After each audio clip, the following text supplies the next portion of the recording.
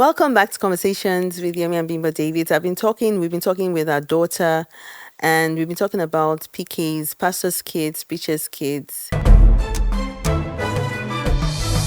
Conversations.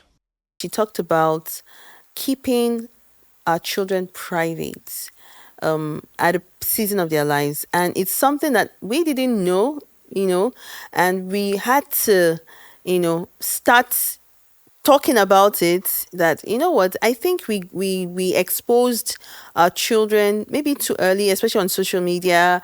Well, not unintentionally, as in it was expression of family pictures and all, but we later realized that maybe we are exposing them too early, so people know about them. So recently I took down a lot of, especially on social media, a lot of their pictures, because I felt, what, do they even want it in the first place? Not everybody wants to be out there, or maybe they're not ready to be out there. The expectations are more because people know them well. We've gotten to that place where people, of course, know some of our kids. We talk about them a lot as well because we love them and we value them as well. But we also need to keep asking ourselves, talking about the fact that what are the consequences of the things that we do?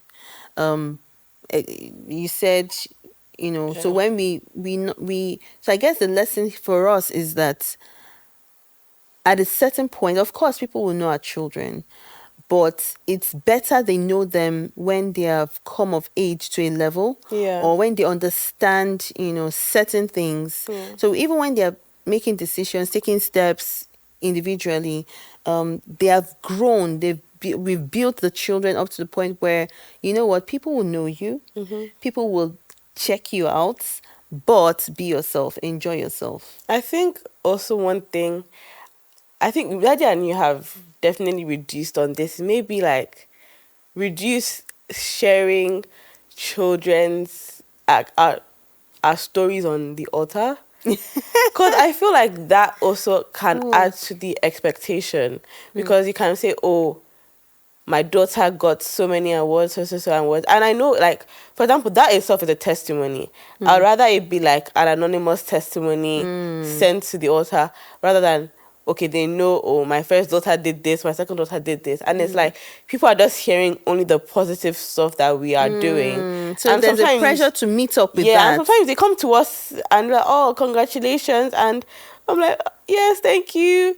But because they already have an idea of, oh, maybe she's very academic, and and I'm not So perfect. they are keeping track. They are keeping Yes. track of the children because of the things we've said. Yes. And it's not every time that they will get their awards. It's not every time that they will and it's so, what she's saying is so important because we do it.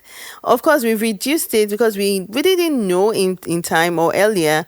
But then we started realizing that, some of the things we share, especially for us that are pastors in public space, it's also putting them under pressure to meet up. So we talk about, like she said, the things they did, achievements, like testimonies, but unconsciously for them as well, they want to meet up, keep up with that. And when they don't meet up, which sometimes they don't, did we not all, even me, I wasn't as brilliant as she is, but there was no social media, nobody knew. I don't give a heck, you don't give a heck about my academic achievements. But now, because we've said some of these things, she has to be, oh, what if they're tracking me, they're checking it, and that. It's okay when maybe it's coming from a neutral place, Yeah. maybe like a school sharing it. Not everybody will know your school or follow, but when it's us saying it publicly, then the pressure is higher. So that's a lesson for us and all. Conversations. I think another thing is also the fact that your children will have a social life. They should have a social life. I remember when they were, especially for her as a firstborn, when she was younger, it was, that's why I keep going back to my own parents. The initial thought for me was, behave, when you go out, behave, your friends, I'm checking out their friends and things like that. And then I remember that for me growing up, I was free. I could bring my friends home, whether they were Christians or not. We had, I had a social life. But is that the same for you?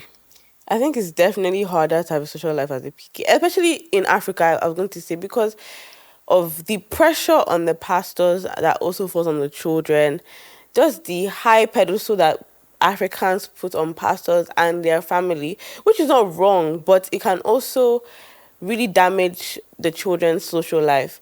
Either they are scared to bring their friends over or to show their real self because of their relationship with their parents, or it's just people in the public because they know them going like it's quite hard to have a Can full you? social, I really robust want. social I want life. you to talk about that because a lot of pastors' children. I've spoken. I know a lot of. We have conversations around that, and sometimes parents are scared genuinely Yeah. because there is that standard and there is that expectation for them, for their children. You know what? We love God. We made mistakes. We don't want you to make mistakes we've made. We want you to love God and serve God. Of course, we also know the impact of peer pressure. Yeah. There are people that have, especially pastors, like you said, it's a reality. The standard will be higher, expectations will be higher, and then you hear a pastor's kid meeting this particular person and getting into certain things, and you're wondering, you know what? Let me just put some control. I So, think what would you say? What would I say think it we should? also boils down to just the relationship the children have with the parents. Because I know a lot of African parents are strict, but I feel like a lot of African parents are strict, but it really doesn't make sense why, like, the strictness doesn't make sense because there's no communication. So you're strict, but your children don't know why you're strict, so they'll end up acting worse than you even thought they could act because you're just strict for no reason. You're not communicating You know why, what you like, just said? African parents will fight you like, doesn't make sense. What do you mean by it doesn't make because you sense? say don't go out. Okay, why am I not going out? Just go to your room, Joe. Oh, like, why are you on your phone?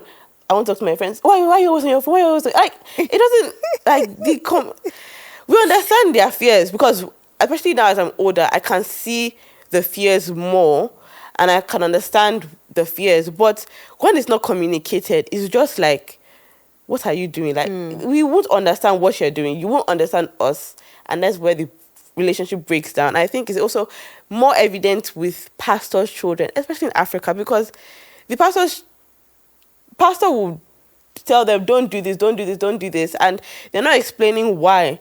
So it's like And sets of instructions, rules, exactly. rules, rules. And they go to school and see their other mates doing the stuff and nothing is happening to them. They are still alive. They are still going to school. They are still doing well. So why are you telling me not to do it?